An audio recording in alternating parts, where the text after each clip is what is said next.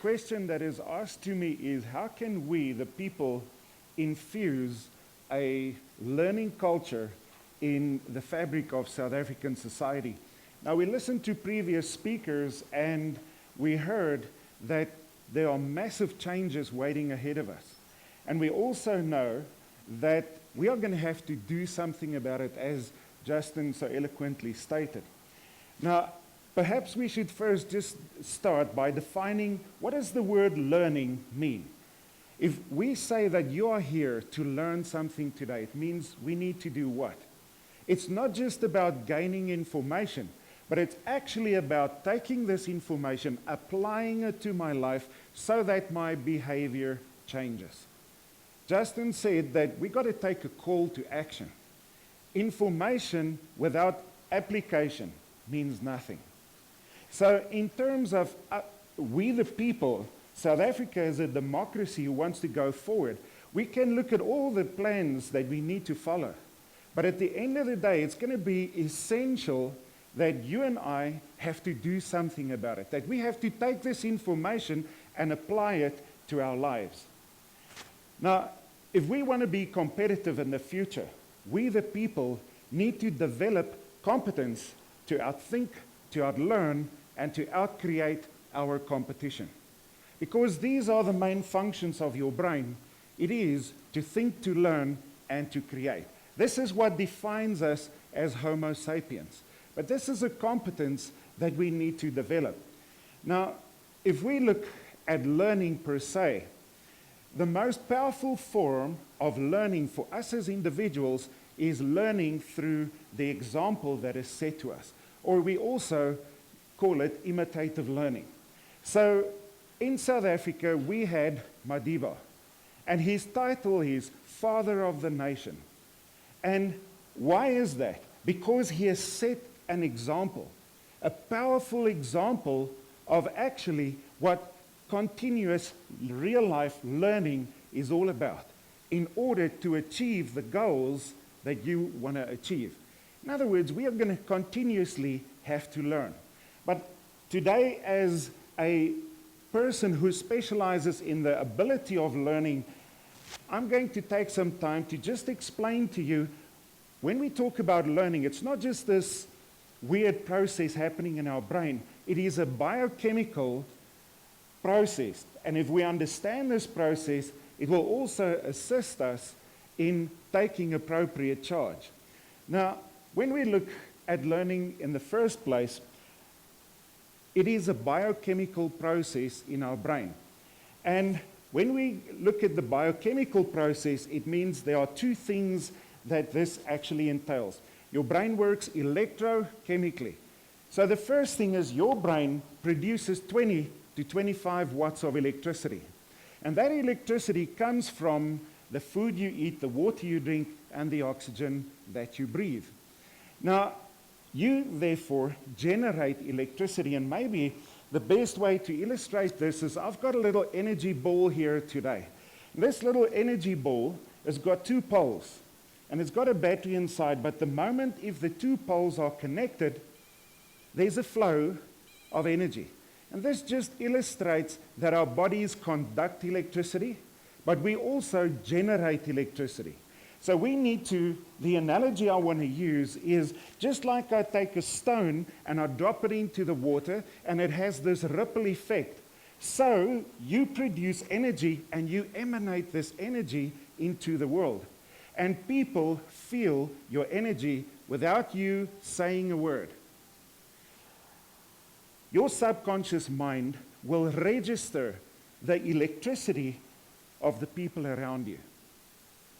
I'm often reminded when I ask people who had the privilege of meeting Nelson Mandela, I ask them, tell me about that. How was that for you? And people's body language immediately changes. Oh, it was so wonderful. He's such a gentle person, such a humorous person. You always feel better about yourself when you're in his presence. All beautiful things. Because this man radiated constructiveness, and people could feel it. They could feel that his words was not just mere words, but actually the energy complemented the words. What do you think people experienced when they connected with Hitler? You think the same type of energy? No, no. So what we have to understand is our energy influences other people. And therefore, if we, the people, want to infuse a learning culture in South Africa, it starts with you. And it starts with the energy that you choose to emanate into this world. This is how we make a difference when you make a choice to start radiating positivity, constructiveness, love, acceptance, goodness, kindness into this world. So you and I can choose to today make a huge difference.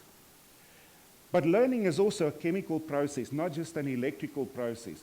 So we transmit messages from one cell to another, and perhaps another way of illustrating this, can I just ask this lady here, can you just quickly come stand here with me? I just want to show you something, how our energy fields influence the energy fields of other people. Just put your hand there on that silver. Now nothing is happening. The moment that I touch a hand and the electrical circuit is completed, there's a flow of energy. Will you just come stand here quickly with us also, please? Now hold my hand, take hands there, and put your hand here. Just break up there, touch again. Thank you. So this just illustrates my energy fields influence your energy fields all the time. So we can't say we don't make a difference. You make a difference there where you are sitting today, and the energy that you are radiating is already making that difference. So you just need to make a choice to become part of the solution for us, for we the people. Do whatever you find your hand finds to do something positive, something constructive. You become involved, you take action, you're already contributing to this great nation. But everything is not just about the electricity, it's also about chemicals. When people laugh, it makes you feel good because you produce a chemical called serotonin that strengthens your immune system. It makes you feel good. But also when I get stressed, I produce chemicals that makes me feel bad. Let me give you an example. If I drive down the street and someone runs right in front of me and I hit the brakes and the car comes to a standstill, what do I feel in my legs? Pins and needles. What are the names of those pins and needles? 3 chemicals called adrenaline, morphine, and cortisol.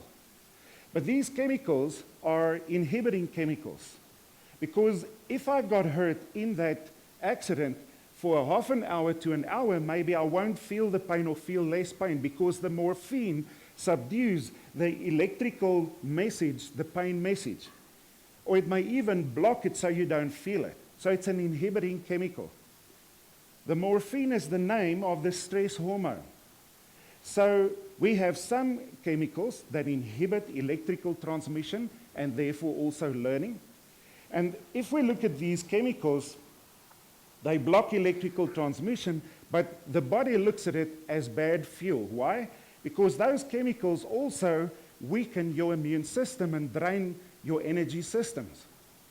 So a negative mindset and fearful emotions directly impact your immune system and your energy systems.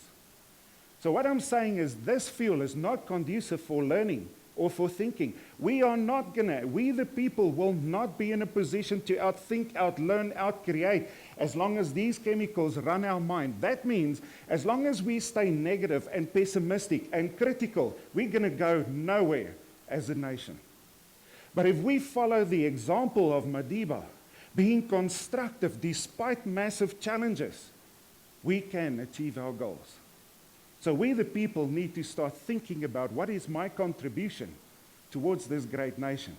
And I truly want to suggest this morning that we should look at our own mindsets, because the good news is the other part of you have many chemicals, but 2 categories, the inhibiting ones, but then also the neurotransmitters. The neurotransmitters transmit electrical messages from one cell to another. And that is what we call good fuel to the body. Why? Because it gives you energy, and it also strengthens the immune system. And this is as easy as to choose to be positive, constructive, kind, nice to people. Choose to be positive. even when my environment is very negative. When I make this choice, there's a biochemical change. You can make a huge difference in your life, but also your choice will influence other people. But if we look at this process a little bit further and we look at the brain, and we cut the brain open, you will see that your brain consists of a whitish and grayish substance here called the white and gray matter.